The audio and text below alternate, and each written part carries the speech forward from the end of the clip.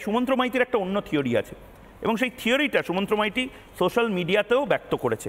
সুমন্ত্র মাইতি একটা অন্য অপশন দিয়েছে। আমি জানি না অভিজিৎ গাঙ্গুলি, জাস্টিস অভিজিৎ গাঙ্গুলি যদি দেখেন জবাব চায় বাংলা এবং ওনার কাছে যদি এই মেসেজটা পৌঁছায়, এটাও হয়তো উনি ভেবে দেখছেন। সুমন্ত্র মাইতি, আপনি বলছেন যে নিরপেক্ষ একজন মানুষের নির্দল প্রার্থী হিসেবে দাঁড়ানো উচিত এবং নির্দল প্রার্থী সবকটা পার্টি তৃণমূল বাদে তাদের সাপোর্ট করা উচিত।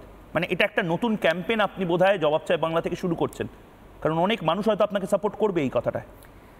না দেখো, অভিজিৎ বাবু যদি রাজনীতিতে আসতে চান কিংবা যে কোনো দল চুজ করেন, তাহলে সেটা স্বাগত, সেটা তার ব্যক্তিগত সিদ্ধান্ত, সেটা নিয়ে আমি কোনো বিরোধিতা করব না। এরকম স্বচ্ছ ভাবমূর্তির একজন মানুষের অবশ্যই রাজনীতিতে আসা উচিত। কিন্তু রাজনীতিতে আমরা যেটা দেখেছি, আপনি যখন একটা দলীয় প্রতীকের চিহ্নে যখন নির্বাচিত হতে চান, তখন আপনাকে অনেক কিছুর উপরে ডিপেন্ডেন্ট হতে হবে। অভিজিৎ গাঙ্গুলি এখনও পর্যন্ত জনমানসে মেসিয়াটা কীরকম? একজন রাজনীতির ঊর্ধ্বে থাকা একজন মানুষ, সৎ, নির্লোভ এবং মেরুদণ্ড একজন মানুষ, যিনি তার বিচারে অনেক মানুষকে একটা আশার আলো দেখিয়েছেন। এবং এই যে মানুষকে আশার আলো দেখিয়েছেন, এই আশার আলোটা কিন্তু রাজনীতির ঊর্ধ্বে। তাতে কিন্তু এটা কিন্তু কোনো রাজনীতির দিক নিয়ে কোনো কিন্তু বিচার হয়নি।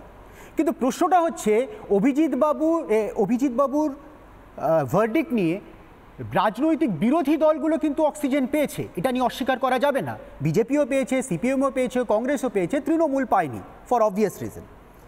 আমার বক্তব্য যেটা, এটা একটা আকাশকুসুম কল্পনা হতে পারে, কারণ আমার বক্তব্য যেটা মনে হয় যে এরকম অলরেডি ডিসিশন হয়েই গেছে। কিন্তু আমি বলছি যদি জাস্টিস গাঙ্গুলি নিরপেক্ষভাবেই দাঁড়ান না, একজন নির্দল প্রার্থী হিসেবে দাঁড়ান, কিন্তু তারপরেই আসল খেলাটা হওয়া উচিত, যেটা আমার মনে হয়, ব্যক্তিগত ধারণা অবশ্যই, যে তারপরেই বিজেপির কিন্তু প্রথমেই ছেড়ে দেওয়া উচিত, প্রথমেই ঘোষণা করে দেওয়া উচিত বিজেপির। আবার বলছি বলে এটা নয় যে আমি কোনো জ্ঞান দিচ্ছি, কিন্তু বিজেপির প্রথমেই ঘোষণা না করে কেউ যদি, মানে ধরুন আপনিও এই মুহূর্তে আপনি মনে করছেন যে বিজেপি ছাড়া যদি তৃণমূলের বিরুদ্ধে লড়াইটা করতে হয়, বিজেপি ছাড়া আইএসএফ এ দাঁড়ালে বা কংগ্রেসে দাঁড়ালে, আমি বলতে চাইছি আমি মনে হয় বা সিপিএম আরএসপিতে দাঁড়ালে, বিজেপি নামটা এই কারণেই বলছি কারণ প্রধান বিরোধী এই মুহূর্তে বিজেপি। কিন্তু প্রধান বিরোধীতে দাঁড়ালে অসুবিধা কি?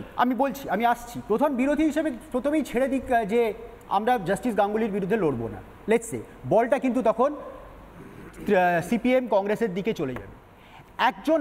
একজন অরাজনৈতিক ব্যক্তি যদি লড়তে চান, যদি অন্যায়ের বিরুদ্ধে লড়তে চান, রাজনৈতিক দল যেমন জনগণের প্রতি যার যেমন একটা দায়বদ্ধতা আছে বা জনগণের মুখাপেক্ষী হয়ে থাকে, একজন অরাজনৈতিক ব্যক্তিও কেন রাজনৈতিক দলকে চ্যালেঞ্জ ছুটতে পারেন না? ওহে, আমি চ্যালেঞ্জ গ্রহণ করলাম, তোমরা আমার পাশে থাকো। প্রবলেমটা নেই তো, এর মধ্যে কোনো প্রবলেম নেই।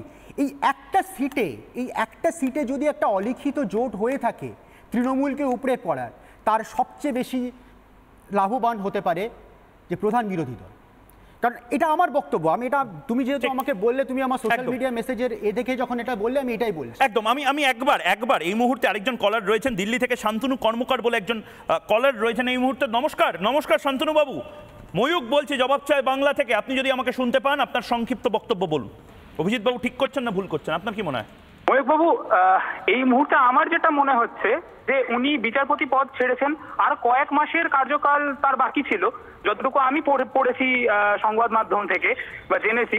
এটা হয়তো এখানে এখন না হলেই ভালো হতো। তার কারণ আমার মনে হয় যে হ্যাঁ, অবশ্যই ভালো মানুষদের বা এই ধরনের মানুষদের অবশ্যই রাজনীতিতে আসা উচিত, কিন্তু কোথাও না কোথাও ওনার এই যে সিদ্ধান্তটা, ওর এই সিদ্ধান্তে প্রশ্ন উঠবে যে এর আগে উনি বিচারপতির পদে বসে যা যা বলেছিলেন সেটার বৈধতা ঠিক নয়, মানে সেটা নিরপেক্ষতা নিয়ে প্রশ্ন উঠতে পেরেছি। মানে বেশিরভাগ মানুষের কিন্তু এই পারসেপশনটা হচ্ছে। ধন্যবাদ আপনাকে।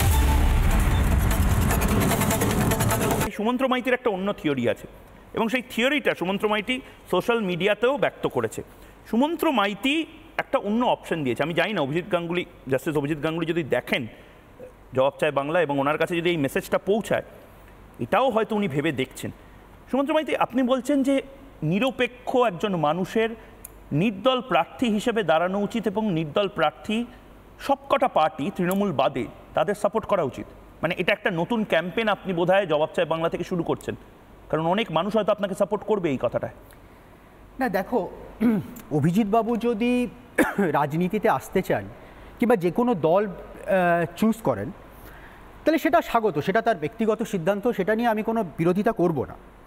এরকম স্বচ্ছ ভাবমূর্তির একজন মানুষের অবশ্যই রাজনীতিতে আসা উচিত। কিন্তু রাজনীতিতে আমরা যেটা দেখেছি, আপনি যখন একটা দলীয় প্রতীকের চিহ্নে যখন নির্বাচিত হতে চান, তখন আপনাকে অনেক কিছুর উপরে ডিপেন্ডেন্ট হতে হবে। অভিজিৎ গাঙ্গুলি এখনো পর্যন্ত জনমানসে মেসিয়াটা কীরকম? একজন রাজনীতির ঊর্ধ্বে থাকা একজন মানুষ, সৎ, নির্লোভ এবং মেরুদণ্ড একজন মানুষ, যিনি তার বিচারে অনেক মানুষকে একটা আশার আলো দেখিয়েছেন। এবং এই যে মানুষকে আশার আলো দেখিয়েছেন, এই আশার আলোটা কিন্তু রাজনীতির ঊর্ধ্বে। তাতে কিন্তু এটা কিন্তু কোনো রাজনীতির দিক নিয়ে কোনো কিন্তু বিচার হয়নি। কিন্তু প্রশ্নটা হচ্ছে অভিজিৎ বাবুর ভার্ডিক্ট নিয়ে রাজনৈতিক বিরোধী দলগুলো কিন্তু অক্সিজেন পেয়েছে, এটা নিয়ে অস্বীকার করা যাবে না। বিজেপিও পেয়েছে, সিপিএমও পেয়েছে, কংগ্রেসও পেয়েছে, তৃণমূল পায়নি ফর অবভিয়াস রিজন। আমার বক্তব্য যেটা, এটা একটা আকাশকুসুম কল্পনা হতে পারে, কারণ আমার বক্তব্য যেটা মনে হয় যে এরকম অলরেডি ডিসিশন হয়েই গেছে। কিন্তু আমি বলছি যদি জাস্টিস গাঙ্গুলি নিরপেক্ষভাবেই দাঁড়ান না, একজন নির্দল প্রার্থী হিসেবে দাঁড়ান, কিন্তু তারপরেই আসল খেলাটা হওয়া উচিত, যেটা আমার মনে হয়, ব্যক্তিগত ধারণা অবশ্যই, যে তারপরেই বিজেপির কিন্তু প্রথমেই ছেড়ে দেওয়া উচিত, প্রথমেই ঘোষণা করে দেওয়া উচিত বিজেপির।